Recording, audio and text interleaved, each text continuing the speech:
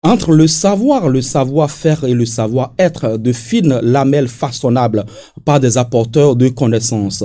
L'école béninoise est à la croisée des chemins avec ses nombreuses difficultés d'apprentissage académique et les vices qui semblent être des barrières pour les acteurs du système. Des barrières qui pourraient être franchies par l'apport ou avec l'apport des spécialistes de la question. Comment gérer au mieux les questions psychologiques liées à l'éducation? Comment comprendre les récurrentes vidéos de sexe et actes pornographiques tournés dans nos salles de classe? Ce matin, nous allons en parler avec une spécialiste de toutes ces questions. On l'appelle Léopoldine Achuta Epou-Vegba. Elle est psychologue de formation et elle nous dira ce qu'elle pense de tous ces phénomènes qui aujourd'hui rongent le tissu scolaire dans notre pays. Mesdames et messieurs, chers amis, téléspectateurs, internautes, bonjour et bienvenue à nouveau sur votre émission Éducation. Et nous allons tout de suite vous présenter celle-là qui essaiera ce matin d'appréhender toutes ces questions avec nous. Madame Léopoldine Achuta Epou-Vegba, bonjour. Bonjour, monsieur le journaliste. Vous êtes psychologue de formation, j'y arrive, j'avais dit sociologue. Entre la psychologie et la sociologie, il y a juste qu'un pas à peut-être à franchir. Présentez-vous à nos chers amis téléspectateurs internautes. Merci, monsieur le journaliste. Je suis Madame Léopoldine Achuta Epou-Vegba, psychologue de la vie sociale et professionnelle. J'ai étudié sur le campus d'Abomey-Calavi. Voilà. Je suis aussi gestionnaire des ressources humaines. Voilà. Un master obtenu à l'université et à l'école à l'INE. À l'INE, voilà. Voilà, c'est un carnet qui comment dirais-je, une présentation presque parfaite de notre invité ce matin. Et nous allons rentrer dans le vif du sujet, Madame Achuta. Vous nous direz, depuis quelque temps, il y a ces vidéos de sexe qui pullulent, qui circulent dans nos collèges et écoles du nord du Bénin jusqu'au sud du Bénin, avec à la clé beaucoup de déboires pour le système éducatif, pour les parents, pour les autres apprenants, mais aussi pour ceux qui gèrent le système éducatif dans notre pays. Vous êtes psychologue de formation. Comment est-ce que vous appréhendez tout cela, tout ce phénomène déviant aujourd'hui qui gangrène notre système éducatif? Dites-nous. Je vous remercie, monsieur le journaliste. C'est un peu choquant peut-être pour nous les parents, mais pas étonnant pour le psychologue ou bien la psychologue que je suis. Parce que vous voyez, de nos jours, les enfants sont très tôt livrés à eux-mêmes. Les parents quittent tôt la maison et rentrent tard les soirs.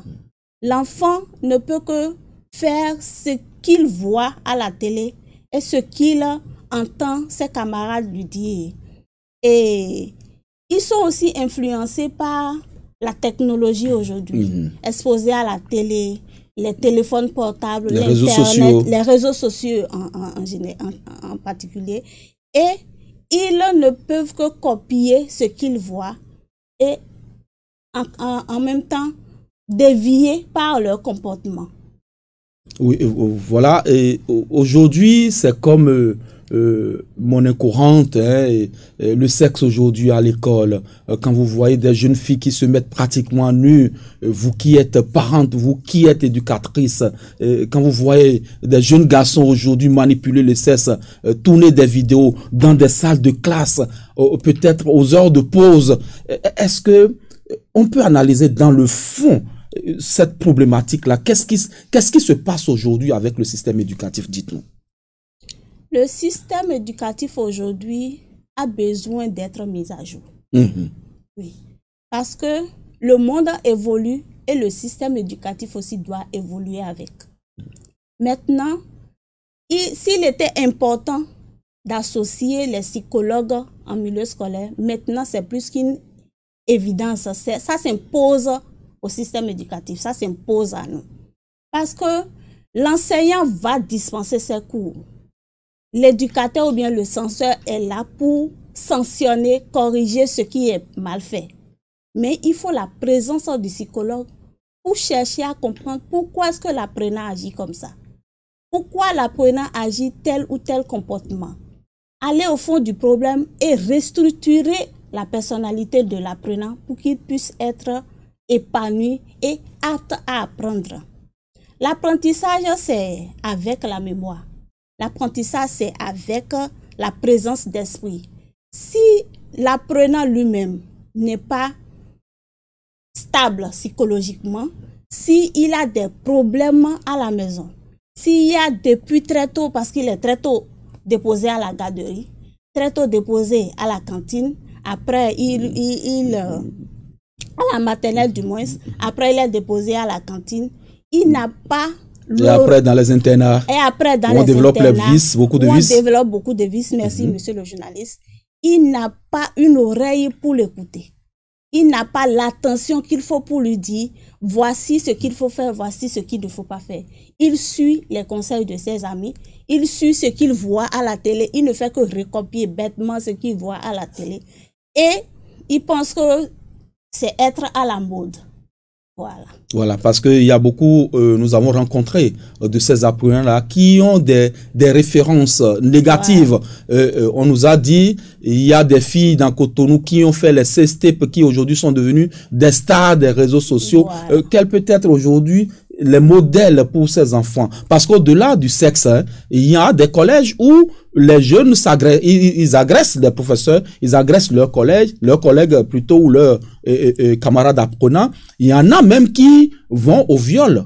On a eu ce feuilleton au CG de Tourou à Parakou, je crois, où des élèves ont violé une autre élève, plusieurs cas comme ça. Oui. Et qu'est-ce que l'on peut dire avant de tomber tout à l'heure sur l'exemple du complexe scolaire clé de la réussite que vous pratiquez, vous avez commencé par pratiquer, et comment est-ce que ce collège-là a appréhendé la question. Mais dites-nous d'abord, quels sont les modèles que l'on peut avoir pour influencer ces jeunes aujourd'hui à remédier à ces comportements déviants-là?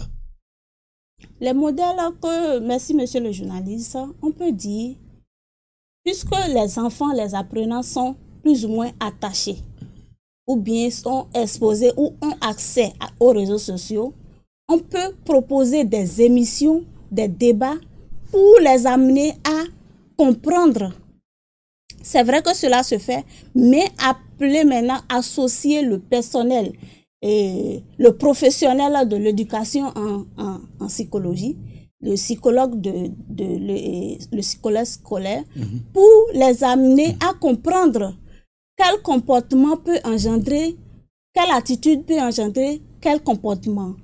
Faire assez de sensibilisation à la télé.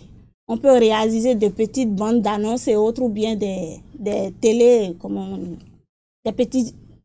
Des téléfilms? Des téléfilms, oui, pour la sensibilisation, où on va prendre chaque semaine ou chaque mois des thèmes qu'on va développer tout en invitant ces apprenants-là. On peut dire, cette semaine, nous allons parler de la sexualité. Cette semaine, nous allons parler de la délinquance. Cette semaine, la toxicomanie. La consommation des substances actives. Actives, par exemple. Donc, ces choses-là, on peut répéter ça au fur et à mesure aux heures où les apprenants sont plus ou moins libres. Ça peut être vers 17h, 18h le soir, ou bien entre la pause, etc., etc. D'accord. Vous avez pratiqué le complexe scolaire clé de la réussite parce que ce complexe aussi a été victime de ces CSTEP. Ça fait beaucoup de tollé, du bruit sur les réseaux sociaux, un peu partout. Comment est-ce que vous avez pu aider ce complexe à gérer cette situation-là pour ramener l'ordre et le calme au sein des apprenants? Je vous remercie. Il faut d'abord remercier le fondé de Clé de la réussite, qui a très tôt compris qu'il faut associer les psychologues pour pouvoir endiguer ce mal. Voilà. Nous avons au Bénin le cadre qu'il faut pour donner l'instruction, le savoir-faire. Maintenant, il faut l'accompagner d'un savoir-être. C'est cela. Comment se comporter. Et c'est ce que le fondé de Clé de la réussite a voulu faire en nous associant à son projet ou bien à sa vision. Nous avons fait 2 semaines de sensibilisation,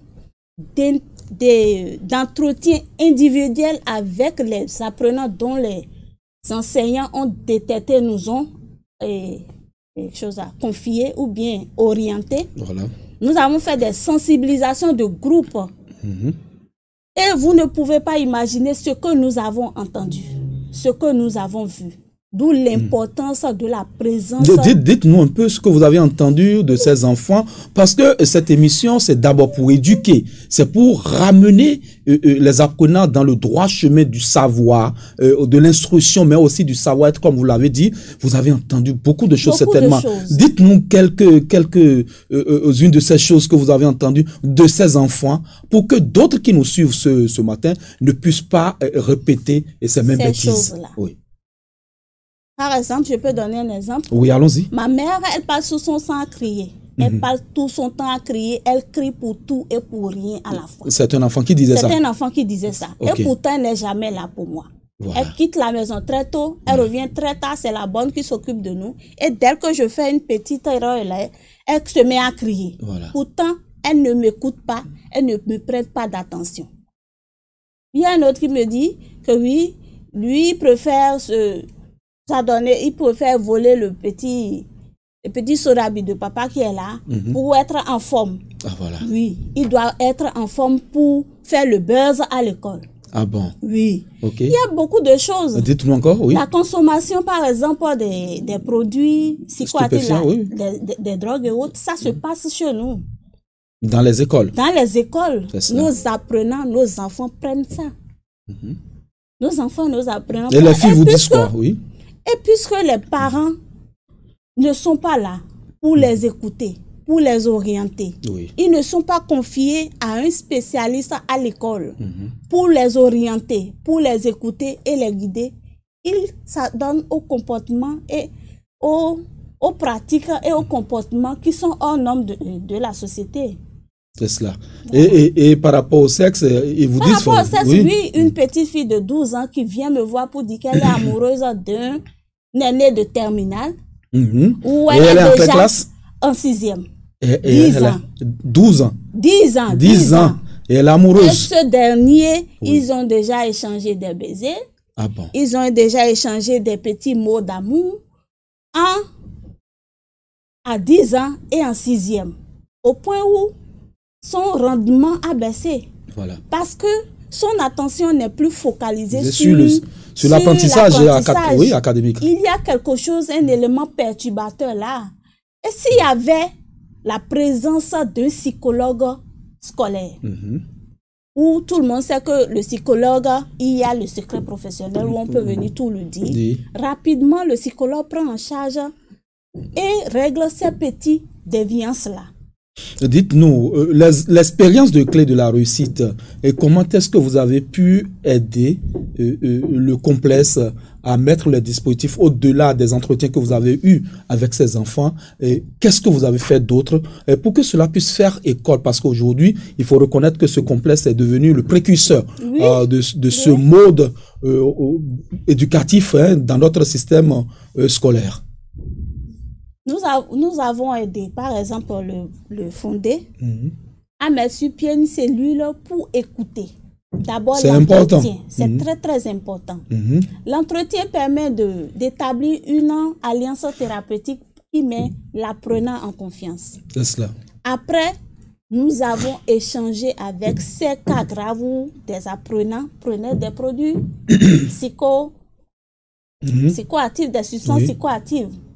Nous sommes allés jusqu'au niveau des parents pour leur dire voici le comportement de votre enfant, voici son niveau, le stade où il est arrivé. Et le fondé de Clé de la réussite a encore poussé plus loin son suivi en installant des caméras partout pour voir tout ce qui se passe dans les classes avec les apprenants eux-mêmes, avec les enseignants. Et ce contrôle, ce suivi permet de réguler un peu le comportement et de les amener à mieux se comporter. C'est cela. Et au-delà de ça, aujourd'hui, il est plus qu'important que le psychologue puisse être intégré dans le système éducatif. Et dans le suivi de ces enfants, on a entendu dire que la classe où il y a eu cette vidéo humiliante, et vous les avez récupérées, choquantes, voilà, vous les avez récupérées, et que cette classe a eu même le plus fort pourcentage de réussite au baccalauréat cette année. Et comment est-ce que vous pouvez comprendre cela? Ils sont passés de l'ombre à la lumière aussi rapidement. Vous avez utilisé certainement un arsenal pour les ramener à avoir confiance en eux. Oui. En psychologie, il y a plusieurs approches. Concernant la psychologie en milieu scolaire, il y a plusieurs techniques que nous employons. Par exemple, il faut amener l'enfant à vous comprendre. C'est cela. Par des petites thérapies. C'est ça. Amener l'enfant à comprendre que ce que vous faites, c'est pour son bien. Donc, avec le fondé, nous avons eu des coachings avec ces apprenants. Des entretiens individuels d'abord. Leur montrer le bien fondé de ce que nous faisons. Et avec des thérapies simples, ils ont intériorisé ou bien intégré ces choses-là. Ce qui a marché. Les apprenants, le taux a augmenté, ces apprenants-là ont travaillé aux examens. Donc, il est impératif maintenant qu'on installe les psychologues scolaires dans les établissements. Maintenant, pour ces enfants qui ont été sujets ou qui ont été des acteurs même de cette vidéo-là, vous avez eu des contacts avec ces enfants-là pour les écouter et leur demander ce qui les a amenés à ce niveau-là de déviance? Bon, on a un peu échangé avec certains, mais les auteurs dans le temps étaient en garde à vue. Donc, on n'a pas pu les voir. C'est cela. Mais il faut dire, généralement, ce qui les amène à commettre ces choses-là, c'est le suivisme. C'est ça. L'absence ou l'indifférence des parents. L'autorité des parents. Oui. Voilà. Le suivisme et l'absence et l'indifférence des parents. Aujourd'hui, les parents pensent que j'ai tout, j'ai réussi, je dois mettre mon enfant à l'aise. Combler l'absence et leur indifférence par ce qu'ils donnent à l'apprenant. Offrir tout à l'apprenant sous prétexte que je n'ai pas le temps. Il faut, j'ai travaillé, j'ai réussi, voici. On l'envoie à l'internat. On l'envoie à l'internat. On va une fois peut-être par an. Qu'il développe des vices. Les vices, oui. L'homosexualité, tout ça, c'est dans les internats que c'est né. Voilà. Donc, il faut, en notre temps, nos parents ne travaillaient pas, c'est vrai, ou bien nos parents travaillaient, mais il y avait plus de suivi. Oui. Il y avait de la rigueur. On ne nous offrait pas tout ce qu'on demandait systématiquement. Donc, il faut savoir équilibrer les choses en matière d'éducation. Offrir tout, donner tout à l'apprenant, peut-être que je ne suis pas là. Bon, j'ai suffisamment travaillé. Ça n'arrange pas l'apprenant lui-même. Ça n'arrange pas ses camarades. Il constitue un danger pour lui-même, je veux dire. Un danger pour ses camarades en classe et pour la société. Parce que lorsqu'il amène cette déviance ou qu'il développe cette déviance en classe, il aura toujours des suiveurs qui vont le suivre dans ses mauvais comportements, qui vont perturber ceux qui, normalement, sont disposés et disponibles pour apprendre. Perturber l'enseignant lui-même, parce qu'à un moment donné, il ne sait pas si ce cours a été bien assimilé ou pas, parce que ce groupe-là ne travaille pas et n'ont que de mauvaises notes. Donc, il se demande, est-ce que j'ai bien enseigné, est-ce que j'ai bien... Voilà. Et l'établissement, les parents aussi, c'est un danger pour eux-mêmes. Parce qu'ils investissent tout sur l'enfant, ils lui donnent ce qu'il veut, mais en retour, n'ont pas cette satisfaction-là qu'ils auraient dû avoir. C'est ça. Dites-nous alors là, c'est important aujourd'hui pour le système éducatif d'avoir des psychologues. Oui. Mais dites-nous, quelle est l'importance pour les parents de s'attacher au service d'un psychologue, que ce soit pour l'apprenant, que ce soit pour le parent même, pour les acteurs du système, de l'école même. Quelle est l'importance de s'attacher au service d'un psychologue? Il est très très important de s'attacher des services d'un psychologue. Parce que le psychologue est là pour le bien-être de l'apprenant. Il prend l'apprenant dans son milieu scolaire. Il intervient non seulement dans son milieu scolaire, dans ses relations avec ses pairs, dans ses relations avec ses enseignants, avec l'administration, même avec les parents eux-mêmes.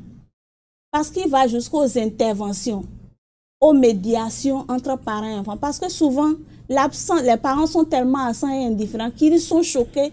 Ils découvrent déjà leur enfant dans des choses où ils ne peuvent même pas s'imaginer. Et surpris, ils sont tout paniqués.